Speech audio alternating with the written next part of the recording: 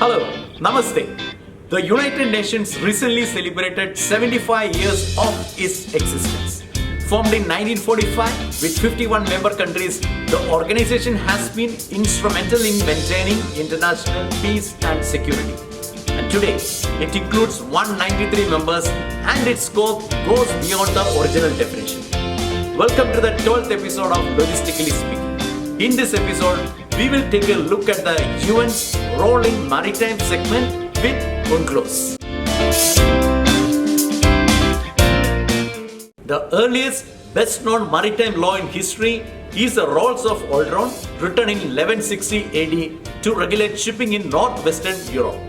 After the formation of the UN, the first maritime law to be established was a Code Treaty in the year 1958, covering 4 basic areas. The period which followed saw massive technological advancement in the world, which resulted in nations coming up with innovations to extract oil and other minerals from the sea. Now, this led to the need for a comprehensive law that gave clarity on territory and on ownership of resources to avoid conflict among nations. This led to the discussions and negotiation of new maritime law in the year. It started in 1973 and resulting in the Law of the Sea established in 1982 by the United Nations under the framework of the United Nations Convention for Law of the Sea, which is also known as UNCLOS. This law helped to define coastal and maritime boundaries, territorial seas and innocent passage of ships, environmental control, marine scientific research, economic and commercial activities, foreign commercial shipping, continental shelf, settlement of dispute relating to ocean matters, rights of access to the sea for landlocked countries, and of course the guarantee of navigation through international straits. While each of these laws can be evaluated in depth, let's look at one particular relating to the authority of a nation over the sea.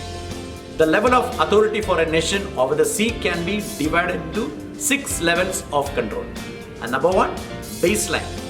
The coast will have a baseline running throughout the coast which has a baseline below water.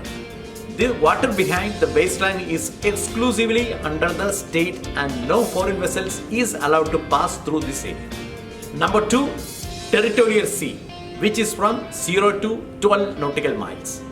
This is a region where the country has absolute authority for resource exploitation like fishing, mineral exploitation, and no foreign vessels is allowed in this area unless it is under the right to innocent passage.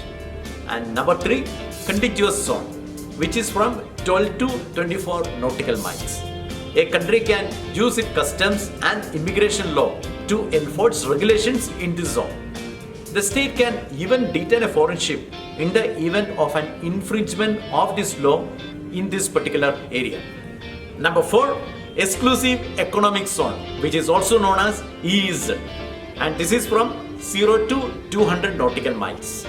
The coastal state has the right to exploring, exploiting, conserving and managing natural resources which is living or non-living in this area, and they can also produce energy from the water. Foreign ships are allowed to sail in this area and conduct peaceful activities like laying pipes or cables. And number 5, Continental Shelf. This is from 200 to 350 nautical miles. This law of the sea states that any resources relating to the seabed can be utilized by the coastal country, and resources which are not related to seabed comes under the purview of international waters. And lastly, the high seas, which is the area which does not fall under any of this classification, which is also known as international waters. All in all, this law helped to regulate the resources of the sea to prevent overexploitation. Also, by offering clarity of ownership, it protects states from potential interference to ensure smooth trade and other economic activities. Hope this video could give you some insight into the role of United Nations in maritime. And thank you for watching this video and look forward for your comments and views on this topic in the comment section or on some direct messages. Thank you very much and see you next week.